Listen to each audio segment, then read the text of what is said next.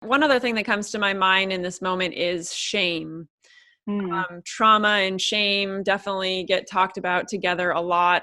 Do you have any, I guess, suggestions for people who are struggling with that on their, recovery Hmm. journey? They're struggling with a lot of shame, a lot of self-criticism, not feeling good enough, those kinds of things. Yeah. So the working definition of shame that I like the best comes from the author Anais Nin, who said that shame is the lie that someone told you about yourself.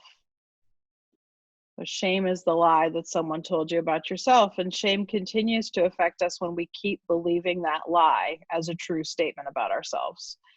And I think the pathway in any meaning trauma recovery has to be looking at what the lies are that we believe about ourselves and transforming them into true statements. Sure, it's a heck of a lot easier said than done, especially because of how trauma can get stored in the brain in a way that we can't easily change just by changing our thinking or changing our speech patterns, that we really have to get in there and feel the feelings in order to transform how we believe about ourselves in the world. So shame is incredibly it's vital to address as part of any kind of healing path, and we are more open to talking about it, I think, in addiction communities, because it's very clear that shame can be a huge part of addiction, particularly if we did things that really went against who we are and what our values are. But I do believe that trauma and grief counselors have to work with shame more too, because even if addiction isn't a factor,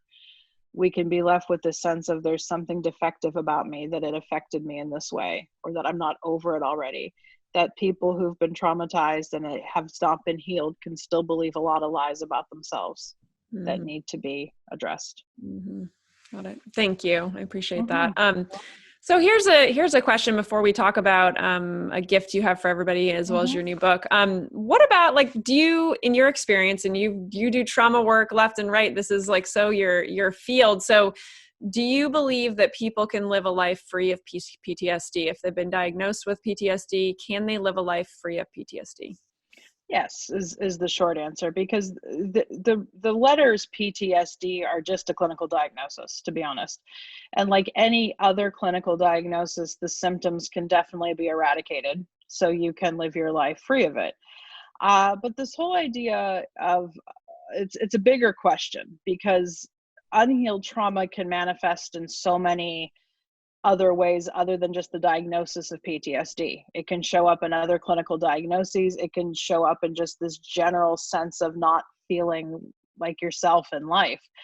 And so a common question I get is, what does healing from PTSD even look like? And I tend to go to Bessel van der Kolk's definition of this here, which is when the body learns that the danger has passed and you can live in the reality of the present. And even if you're still living in dangerous or stressful conditions, your body learns that those past dangers have passed. And so you can deal with life on life's terms, as we might say, as it continues to come. And yeah, a lot of people get hung up on, does healing from this mean I have to get over it? And I don't like thinking in those terms, because what does it really mean to get over something? And because even in the MDR therapy, for instance, we say that the purpose of trauma treatment is not that you forget about what happened to you, but it's that you let yourself feel what perhaps you didn't feel at the time, and the symptoms no longer bother you as much.